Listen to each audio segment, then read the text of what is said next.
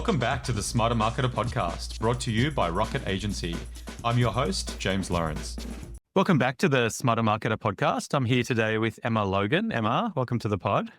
James, it's brilliant to be here. Thanks for having me. So Emma has worked in marketing and media for more than 15 years across New Zealand, London, as well as Australia. I think going through your bio, it's interesting you've worked client, agency, publisher, as well as NFP roles. You've worked with, I think, essentially a who's who of kind of big brands in the country and obviously so well respected and connected in the industry. And you're now working with CMOs and senior marketers.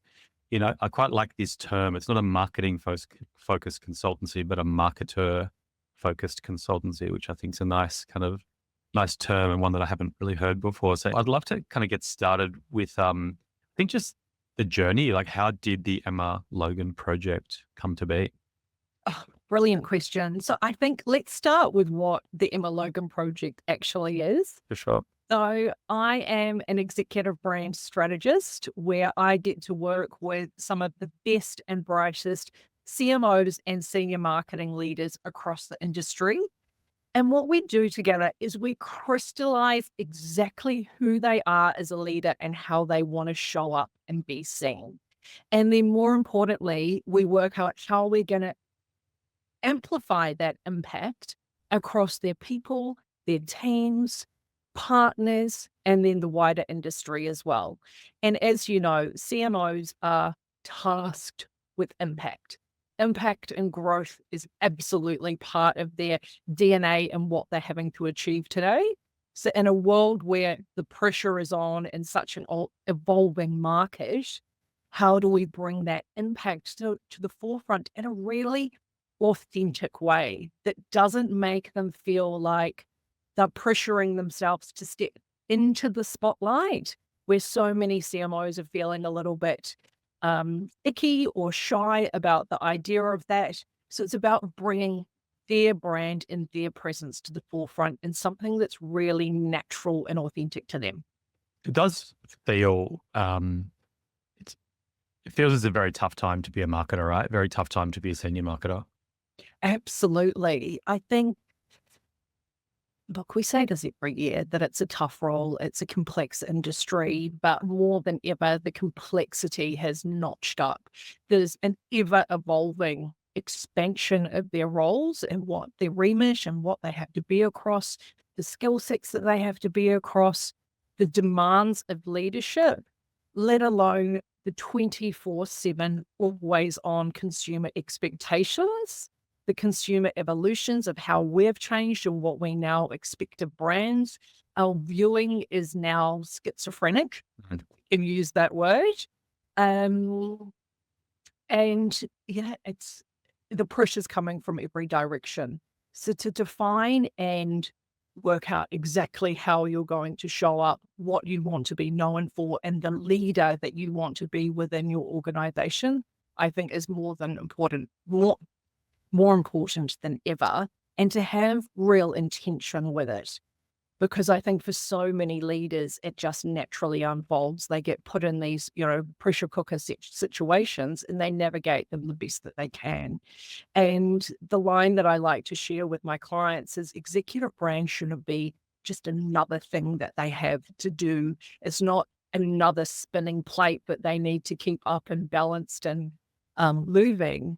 It's actually bringing some clarity to the opportunities that, yes, I want to lean into that because that's the right fit. And I've clearly identified that this is the position and place that I want to bring my skill set to life and how I want to be seen and how I want to lead, versus the opportunities that it actually gives you the clarity and permission to say no to say, that's not the right fit for me right now. And there could be, for example, an opportunity that comes to them that's not right for them, but could be right for another team member. So firstly, it's important to work out, is this right for our brand and overall organization and company? But then secondly, is this right for me as a leader, or is there someone better off or better positioned to be leading this conversation within our organization? So how, you've talked about the kind of the cost of blending in for marketers within like what does that mean? And maybe I think it's a really interesting concept. Yeah. Well, I think specifically for marketers and CMOs, we are tasked with impact. If you're not making impact, you're out. It's a highly visible role, and there's a clear expectation on marketers, CMOs, and the leaders within that team of the growth shift in results that they're expected to have. And I'd go as far as arguing that there's other C-suite leaders who wouldn't have that same expectation of them. If you're thinking of other remits of an organization, marketing is clearly defined to be highly visible and to deliver an impact.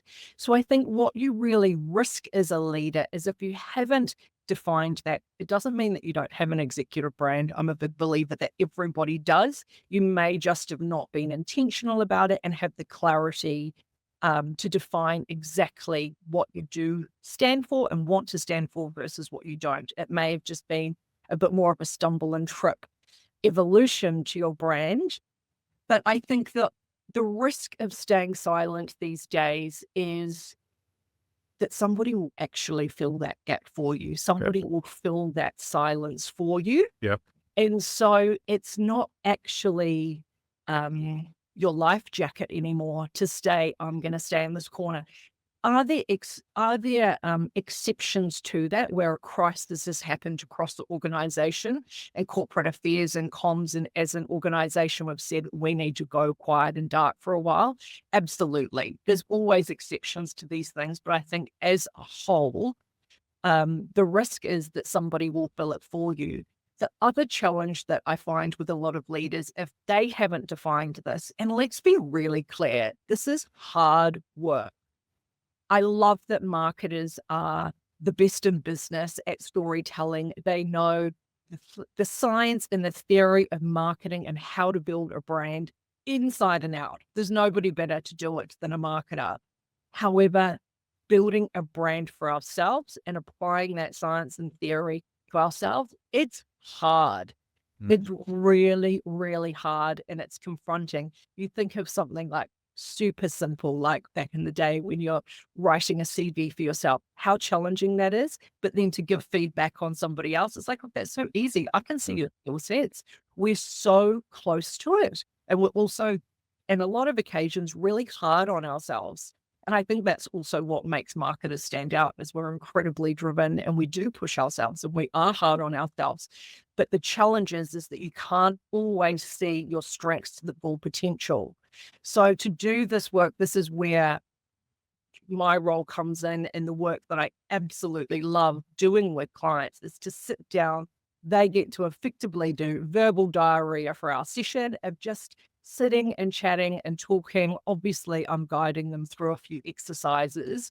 And then that's my role to take away all of this magic that they've shared with me and for me to shape it in a really intentional way and give them back what I've called a blueprint, an executive brand blueprint. And the feedback from working with clients for some time now is I feel like I'm looking in a mirror. It is so distinctly them. And that's the magic. And that's also on the flip side, that's what's really hard to create for ourselves. When are you ever going to carve out time to do that? But even when you do carve out time, we are so close to it. It's so hard to see. It's like trying to read the inside of a jar, or sorry, to read the label of jar from the inside. Yep. Sweet. We use that analogy all the time on our agency side to as one of the benefits of using Rocket. I do think it's I think it's a really nice point you make around kind of, if you don't fill the space, someone will. Kind of coming into, we obviously, one of the benefits, one of the things I love about my role is we do kind of come into so many in-house environments, right? And you kind of get to pattern match and just see the dynamics at that level. And you see it, right? Like you do see just this encroachment into marketing from, I thought you were going to name and shame the different C-suite roles that don't have the same pressure and visibility on them, but you kind of, you steer it in a different direction. We can all feel that in ourselves. Yeah. It's the other point that's come to mind is I'm working with a client at the moment, and they're actually really misunderstood in market.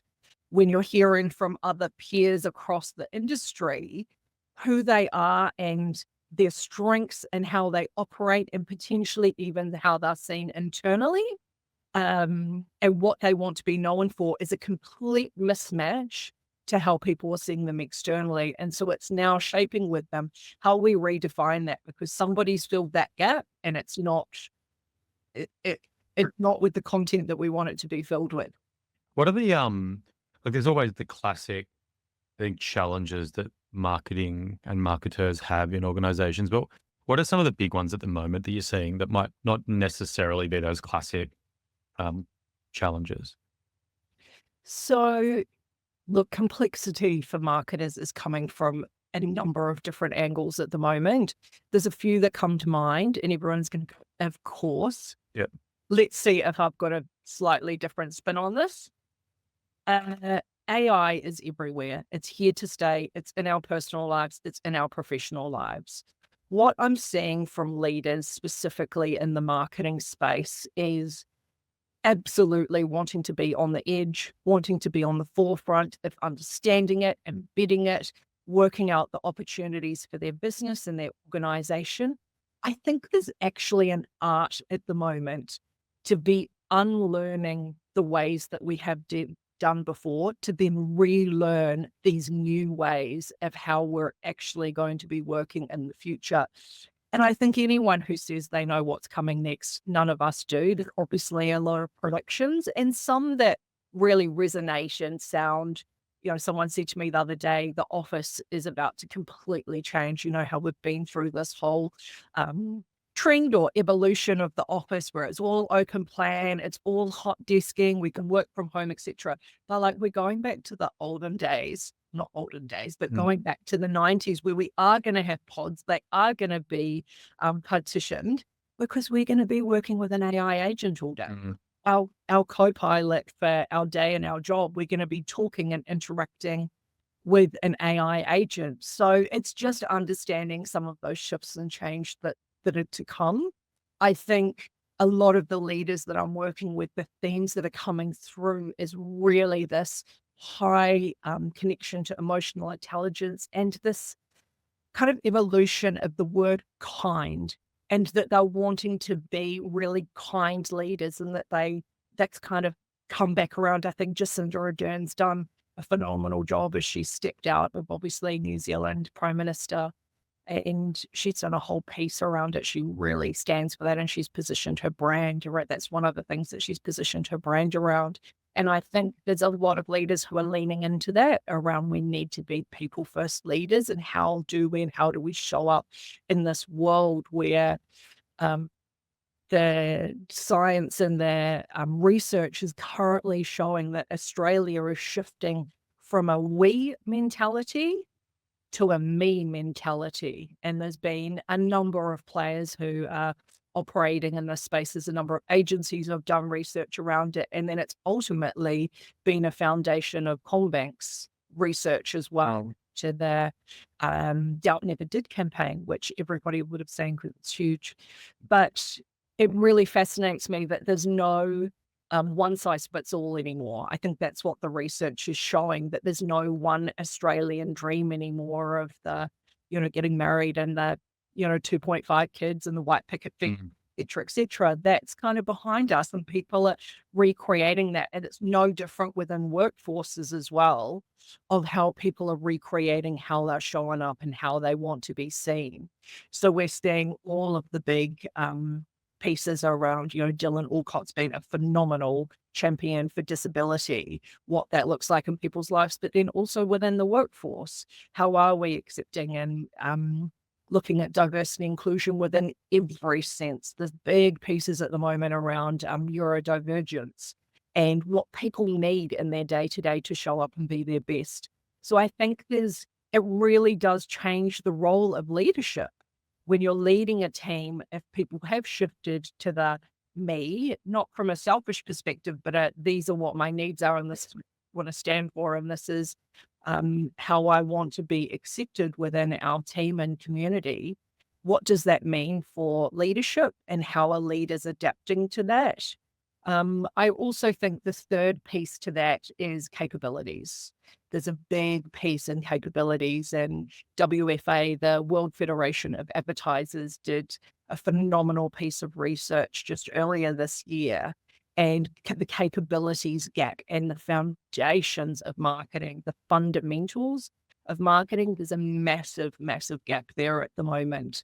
And we talk about how people get into marketing roles, and it's not a clear trajectory that you could challenge or argue that getting into an accounting team or an account has, that you've got those clearly defined steps, and there's a lot of structure around your professional development and your university accreditations, etc. It's a little bit different for marketers, and there is a gap at the moment, specifically on our shores within Australia. Mark Ritson did a piece, was it earlier this year or last year, where he partnered with Emma and for the capability compass that they created.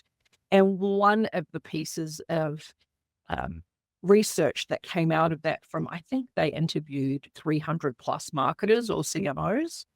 And one of the pieces was that, is it as low as 32%? If I can remember correctly, 32% of marketers knew what the 4Ps were. People would argue that that's fundamentals of marketing, and that is a massive gap there. So I know that it's on the minds of all marketers, because the challenge with those fundamentals not being there is you've really got product focused teams and executional teams where you're getting into the tactics and execution as opposed to the higher level strategy. And it's also a challenge, and it was commented on in the WFA report, is we're relying on agencies so much that are we actually retaining the knowledge or even growing the knowledge of our customer, being at the heart of the customer centric role within the organization? What are the challenges and disadvantages to relying on external partners more and more if you're not building that capability internally and retaining that? It's a fascinating point, and you've been on the Darren Woolley podcast, and I think you guys know each other quite well. And he's someone that I know well. And talking to him about marketing, he makes the kind of point, and I'll check in with him to make sure it's okay for me to put words in his mouth before this goes to air. But we're not a profession in the sense that there's no single board or body where we have to be a part of, which sets standards to define what we do. And if you're a surgeon, or if you're an accountant or an engineer, that exists. And as a result, you have all these things that are codified, and there is one way of doing things. And yes, it is the 4Ps, or it's, SEO is X, or whatever these things might be. And I don't know, I think part of the appeal of marketing is that it does have this kind of art versus science, and there's no one way to do it. But there are certain truisms that do hold, right? And it's and I think that fragmentation that you talked about kind of just then is, the world is fragmented, societies are fragmented, the internet, globalization, there is no one Australia anymore. And I think that has also kind of impacted marketing, right? Like my journey into marketing is from a hard-nosed SEO, Google Ads kind of point in the early 2000s. And we've kind of moved through, and I'd like to think that I've evolved and matured, and I've done the Mark Ritson mini MBA, and I've tried to skill up. I did do a comms degree, but studied as a lawyer, right? And it's, and you look at digital marketers, and it's such an eclectic mix, right, of people that have come in and to fill kind of paid media roles and SEO roles, and then you bring in copy, and now, I think things are kind of coming together in many ways, but it's so true. And I can't help but think that hasn't impacted the how you talked around the role of marketing and the way it's taken at the C-suite level. I think because of the fact that there has been this fragmentation, and it has impacted often the way that marketing and marketers are perceived, right? And a lot of the stuff from the Mark Ritson mini MBA is just around that, we're not just an amplification piece doing advertising, right? We're at the strategic level, product design. It's, it's intrinsic. We are the view into our business of what the market is. Like it's such an intrinsic part of what a successful company should be. And it's been a real challenge, I think, in the last 20 years. And at its best, it absolutely is a game changer to any organization. And I think at a wider industry level, to your point, is that conversation hasn't been embraced in the role and the depth and breadth and rigor that marketing can bring. And the challenge that the marketing industry faces is that conversation is still alive within a lot of organizations where it's said, oh, the coloring in department. Yeah. It is far from a coloring in department. But if that narrative, again, isn't created and strengthened as a wider industry to be building everybody up, there's a real gap there. Yeah, that's it. And there's so many leaders that I work with that it's a real challenge, and some have really doubled down on stakeholder management internally and how they have positioned the marketing function and how they are seen from the wider C-suite. The challenge also that just came to me that so many people think is marketing looks so easy, right? Everybody thinks that they ultimately can be a marketer. And they're like, "Oh, don't you just change this around or move this or put an ad there or whatever?" And we know that it's not that simple and it's a lot more complex than that. And the brilliance of why it looks easy is because the team have got a phenomenal, really strong foundation of strategy that's sitting behind it 100%. or make it look brilliant and easy. But it's a continuing challenge for every organization internally of how you position that marketing team and the respect that you receive all the way from the board to C-suite. But then I think as an industry, we need to lift the bar and really start challenging and positioning that conversation as well, to be showing the value that marketing can deliver. What do you see the best senior marketers doing? Not as it relates to their teams, but as it relates to stakeholder management, other C-suite, dealing with boards. Like, what are those traits or those core tenets that you see the most successful marketers doing? I think this comes back to, again, the good old conversation around trust. Trust is just so imperative to gain, but then foster and grow as well. And I find the leaders that I'm speaking to, how they're gaining that, it's just getting back to the core foundations of what you were saying you were going to do, you were going to act on and deliver. I think there's a huge amount of work that goes into prepping for any of these sessions and C-suite conversations or board conversations. But I think it's critical for the teams to be transparent where possible and transparent always, and then be building that trust by delivering on what you say you will do and make sure that there's not a disconnect there between what you're promising and saying and what you're actually doing and delivering, because biggest, um, it's the biggest decline in trust that you'll have. It's how it's broken very easily. And it feels that like setting expectation on how marketing actually works, right? Often find that marketers kind of get pushed into this position of dollar in, dollar out, or setting expectations that are just never really going to be realistic. Investing everything in short term and not enough, investment in long term, whatever those things are. Would you just know this isn't how marketing works. It kind of feels like it's on us to set that expectation, and if you can't win the battle at that point, you're probably never going to win it within that particular organization. And I think it just goes to show how different organizations are structured and how they do view the role as marketing and how it is, what part of the 4Ps you get to own or at least have buy-in or a position on and influence on, versus do you just get to stay in your corner and only lead the promotion of 4Ps. There are so many nuances and variations here, but it also gets down to the point of, is your marketing team seen as a cost center or are they seen as a growth driver? And the two are very different outcomes to how that team and their output is embraced within the organization. Yeah. And I think there's certain instances where I look into environments and think that perception would never be changed. And then Mm. there's others where I look at it and go, no, like I think if you actually set this up correctly and then deliver, I think to your point there, trust, transparency, there is that opportunity to change an organization's kind of perspective. But there's definitely some that I've worked in where I'm like, this is, wouldn't want to be a marketer in here, right? Yeah, absolutely. And I think there's a lot of senior marketing talent on the market at the moment, as we know.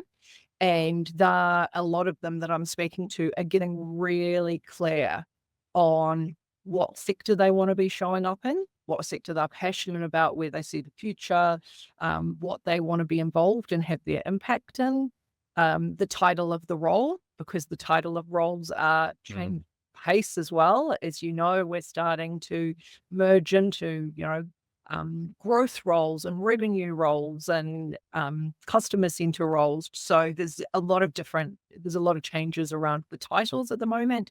And then thirdly, it's the structure of organization, and to be really clear on what type of structure you're wanting to step into. This is obviously within your next role, and exactly where marketing sits within that structure. And I think leaders are becoming really clear about what they will and will not want Yeah. to step into, to then be able to achieve the impact that they want to have within that organization, if it's transformation or whatever their outcome is that they're wanting to achieve. Yeah, the structure gives you pretty good insight into where, how seriously or not marketing is taken, right? Yep, absolutely. But look, there's also leaders who are stepping into organizations where it's really clearly, don't know if the word's documented, but it's really clearly shown and proven that marketing hasn't got the respect at the C-suite table. But senior leaders are still stepping into those roles to say, I'm going to be the one who changes this, and I'm going to be the one who champions this and build a strong team and get the narrative together. And so, Yeah. Prove them wrong. yeah, absolutely. There's a walking course for everyone. I like it. You kind of talked around, marketers are uniquely placed to kind of build brands and then are often so poor at doing it for themselves. What do you see are the potentially marketers you've worked with, or just through your experience and network, those marketers that do a really good job of building up their personal brand within an organization, doing it obviously, I think, in a way that's authentic to them. But what do you see there? Like, what are the commonalities of senior marketers who do an awesome job of that? It's really clear leaders who build a strong, authentic brand. They open doors that they didn't even know existed. They attract stronger partnerships. They retain partnerships. They attract the best talent within the next generation of leaders. There are so many opportunities that come to them because they have built that really strong positioning around who they are and where they're positioned. The other piece that I think goes within executive branding, as in kind of an extension of executive branding, is networks. And when you look at these leaders who have got really strong defined brands for themselves, they generally have very strong networks. Mm. Because I feel like they kind of go hand in glove. And Telstra did a phenomenal body of research earlier in the year with a brilliant title called ROI on Connection. And it was all based around leadership connection. And they showed that senior leaders with strong networks, and therefore potentially strong brands, deliver a 5% higher growth for their organization than leaders without the strong network. And they even go as far as putting a monetary figure on it. I don't know how they gained that, but anyway. Yeah. It's $15.5 million of lost opportunity per organization. Mm. And what they're ultimately researching and getting to the bottom of is, within this changing and ever-evolving market and landscape that we're in, there's parts that we're going into the unknown.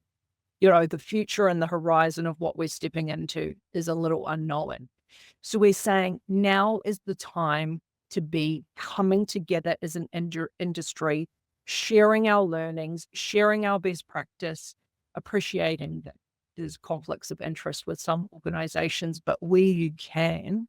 And I've seen this within other roles where I've led groups of leaders and the value that comes off it from getting, let's just do, a cross section as an example, a Nestle, a Telstra, a Toyota, a Woolworths, and a Johnson and Johnson, to get marketing leaders in the same room to talk about the challenges they're facing, you find unlocks in a very different way. Yeah. So I think those two go hand in hand together, and it's a piece that I do through the work that I execute with leaders. As networks is one of the many parts that we touch on, networks and audience. But yeah, I'm a big believer that it's strong at the moment and it's necessary. I think also on the flip side of that, because there's always two sides of a coin, what leaders are really confronted with, and to be building an executive brand and to be really intentional about it, is they simply don't know where to start, is one of the points. So like, where do I go? Where do I start? There's not kind of a best practice on how I do this. It all gets quite hard, and it's quite heavy reflection internally, right? You have to, turn the dial inside instead of externally and reflect on that. So it's hard to know where to start. The other one that really pushes people away is they're just executive brand in some sense, and personal branding, if you want to put the two in a similar camp. In some cases, they don't have a great reputation. People see them as boasting, wanting leaders, wanting accolades, to be stepping into the spotlight where it's all about them. And I think when executive branding is done at its best, it doesn't feel icky. I'm a big believer that all consumers and all, everyone in the industry, we've got really sharp bullshit radars these days. We can sense inauthenticity from a mile away. You can tell when you're in a conference or watching a presentation and someone steps out and you're like, conferences all over that.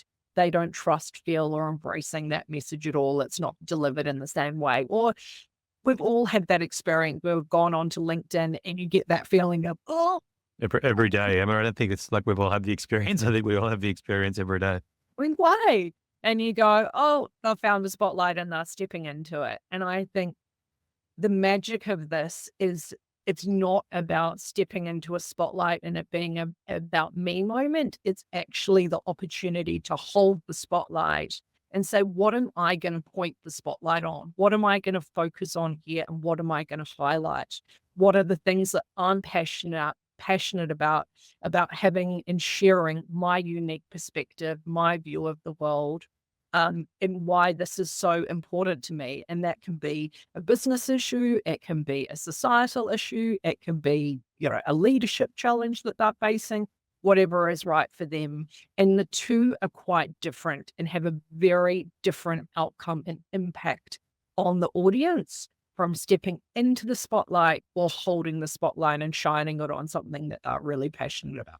Yeah, so true. It's I think there's like almost an inverse relationship between those that are out there kind of spruiking and would call themselves thought leaders and whatever else, and what they're pushing out there with, I think, people in the industry that actually have the knowledge. It's kind of, and I think there's such an imposter syndrome and there's this kind of shyness around it. And I think for me, it's really interesting. I like that kind of metaphor of shining the light on me or shining it on something that like my perspective or what I care about. And I can't remember who I learned it off, but it was very, because I used to be quite, like I was terrified of public speaking. I hated it, right? And I thought I've got nothing to give. And it flipped the switch for me. It's not about me knowing all the answers to anything. It's just about me sharing my perspective on a topic, right? So, I have a view of marketing that will have some truths and some things that people might challenge. I might know more about some digital stuff than, stuff that sits outside of digital or I'm less exposed, but it's not about me pretending I have all the answers. It's just about sharing a perspective, and people might like that or they might not. And that's okay. But I think just doing it in an authentic way, right? I think that can mean perfectly polished presentations. That can mean quite, kind of nerdy, dry delivery. And a lot of people will love that, right? When I go to conferences, I love like super detailed, monotone delivery of content that's really specific. And that's great for me. And some of my favorite presenters are not the ones that get up there and walk the stage and kind of, have a Steve Jobs type, ability to kind of communicate. So I think I'd encourage anyone to kind of get the message out there. And it's frustrating because a lot of the stuff on LinkedIn is complete BS, and it's people that haven't actually got a lot of the experience that so many others have to share. And I think you just absolutely nailed something in your message there. It's absolutely not one size fits all.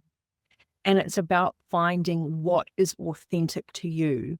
I know that we overuse that word, but it's also, where does your energy come from? We all have energy and get excited about certain themes, topics, styles of delivery. Podcasts could be your thing that you absolutely love, jumping onto a podcast. You can't wait for the next one. Where writing an article in one of the trade press, you're like, oh, God, whatever it is to the individual, right? And I think that's part of the work that I do, is get really clear on what energizes you, what gets you up and excited about this. There's no point in we've got enough drain and drag in our life already. Executive brain doesn't need to be another one on top. So it's not really defining how we show up. But I'd love to share a story with you of one of my recent clients, because this absolutely sums up exactly what you said. So they have recently been invited to speak on stage from an incredibly senior board member for one of the largest organizations in our country. Their instinct that came up was, that makes me a little nervous. I've been invited from someone really senior. We're all human. We all have it. You have that doubt of, what have I got to share? Have I got the right value? Do they see something in me that might not be there? And she got the opportunity to reflect back on the blueprint that we had defined for her. And she said, it was the subject that I want to be known for. It's the impact I want to achieve.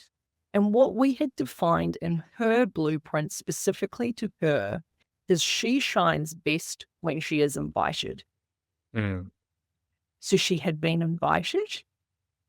There were all of these tick points or checkpoints along the way that she's like, yes, yes, yes, yes. It's all aligning. She's like, I still don't want to have to get on the stage and talk though. Just, don't mean that it's confronting? Yeah. Absolutely. Were there ways that she was like, oh, I think I could think of somebody else who would be better? But when she really got back to it, she's like, this is what we've defined. And this is where getting the intention and the clarity behind how and what you want to show up for, and what you want to champion, and what you want to be known for, and therefore achieve impact within the world. It's pretty powerful. That's right. I think it almost comes back to the conversation we're having around kind of marketing in organizations. And it's like, great marketing is what you say no to as much as what you say yes to, right? And I think having that strategy allows you to do that from a marketing strat perspective. And then same with, if you don't have that personal outline of, this is my blueprint, this is what I want to lean into. And it's the same with me, right? I think I've kind of over the years found that, like, I like the podcast, I like writing. There's a whole bunch of things I don't like doing. And I think generally in all life, if you don't like doing something, you generally maybe not as good at it, and you probably won't do it, and you'll find a reason to procrastinate. But if you lean into the formats or the things that you actually enjoy doing, kind of what's that, you're in flow, right? It's generally because you like it, you're probably good at it, you want to actually get up and do it that day. And it's how you want to express yourself, right? It's what feels right to you. So I think this is the, brilliance that I get to do, and create with leaders, is there's absolutely a conversation around where the commercial lens comes in and the organizational lens, but it's also, where are we going to get you fired up? Where are we going to get you excited about the change that you want to create? And I've had a number of industry peers say to me, aren't you just doing what corporate comms do? Like, isn't this a conflict or a challenge to corporate comms? And I hadn't really thought about it that way personally, but when I spoke to clients about it, they were like, not at all. never in any of the organizations, either large scale organizations, have we ever had corporate comms do this body of work. And as you can appreciate, that team is set up to be doing risk mitigation, to be challenged on, whatever's coming in that day, the comms and shaping that. And even when they are looking for thematics, where they're on the front foot and they are looking for thematics, they're looking for industry trends that could be relevant to the organization. How do we then shape leaders into it, as opposed to coming from a place of the leaders' thematics? And they're not expected to do that. So to have the two together, to get the leader really clear on how they want to show up and the impact that they want to create and amplify, which therefore naturally has benefits and results for the organization. What does then that all look like together? Yeah, I think that's right. It's like, it's lonely being a senior leader, right? And I think being a CMO, it's you're isolated. We had Amy Engelman, who was like CMO of the year, maybe 2022 in Australia, and it was all just around advice for younger marketers in their career. And she focused so heavily on the networking thing. And I look back to my career, and I think when I first set up, it's like, I'm not going to network with other agency owners. We're competitors. Lasted about 2 years, and now I've got this insane network of agency owners of kind of direct competitors. My biggest competitors are people I know really well, and we'll chat and we'll help each other. And when COVID hits, it's like, I know what's going on in the industry. And when, I've got a challenge with this, it just step changes everything, right? I've got this, the problem is kind of, I know how to solve the problem because I'm leaning on someone that's done it before. And I think for a senior marketer, having yourself, right, to actually sounding board, and you've seen this challenge, right? You're working with multiple marketers, all with similar challenges and obviously some different ones. It just step changes the ability to kind of solve those problems much faster, right?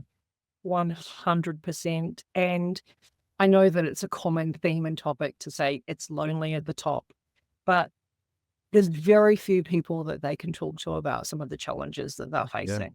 It is. It's a reality, right? It just is. It's a reality, and it is real. And you think about the change that we're all experiencing, just as humans and consumers, leaders have got that bit on steroids.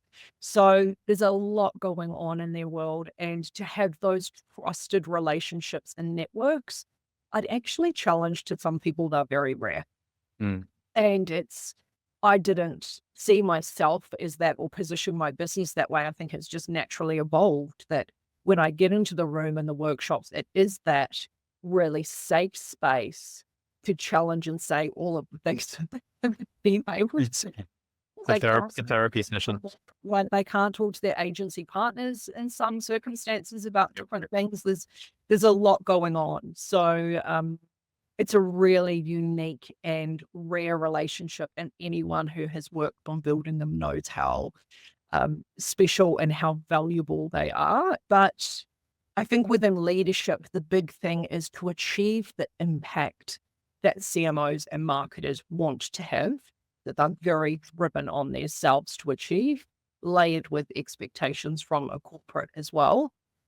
It takes big energy deposits to make big energy, to be a big leader, live a big life, achieve the impact at the scale that you want to. You need to be depositing some serious energy into these things.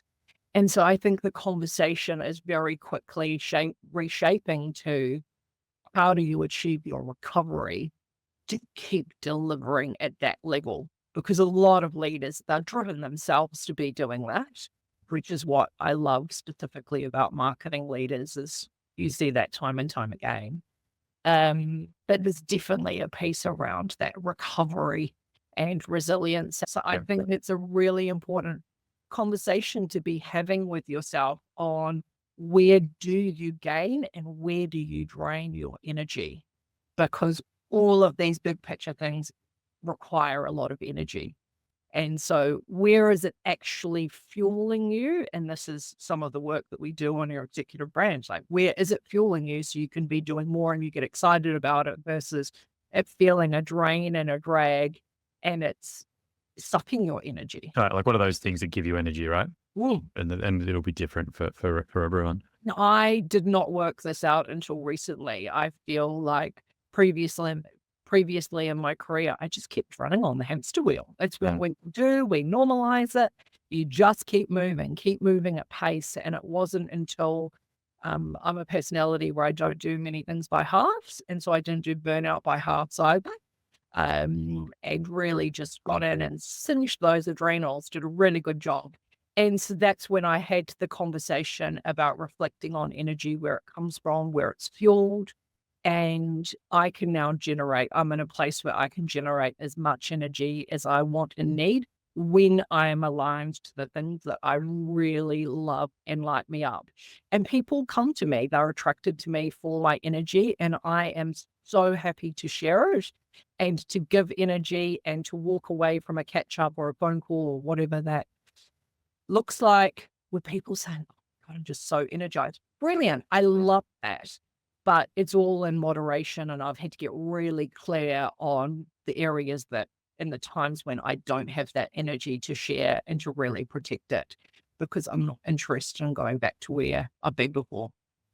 Just really, really great perspective. I think it's awesome the work you're doing. I think it's like so clearly a value, right? I think it's if I was sitting in the seat of a senior marketer CMO, I'd be very, very curious.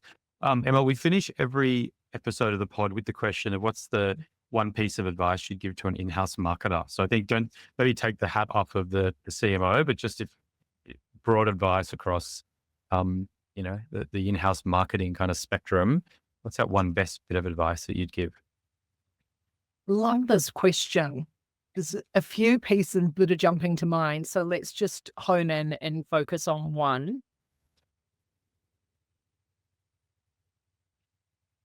I think it's around putting yourself out there and giving things a go.